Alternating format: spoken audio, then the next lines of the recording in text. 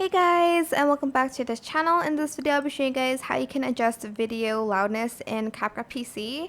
So there's going to be a loudness normalization here, and it normalizes the original loudness of the selected clip or clips to a standard value, so your audio won't be too loud and it won't be too quiet as well.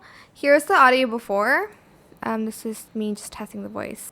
Okay, I don't know why I had to play that twice, and I'm going to now enable the loudness normalization, and it's going to either make it a little more quiet or louder. This is me. Okay, so it did make it louder because it wasn't loud enough. This is me just testing the voice. Here, I'll show you side by side. As you can see, it's a little bit smaller, I guess. This is me just, that's before. That's after, and as you can see, it does adjust it to the normal loudness of it, of apps, I guess. So when you upload it, it will be the exact audio sound. I hope that I made sense, but yeah, that is it. I hope this tutorial was helpful for you guys. Don't forget to like, comment, share.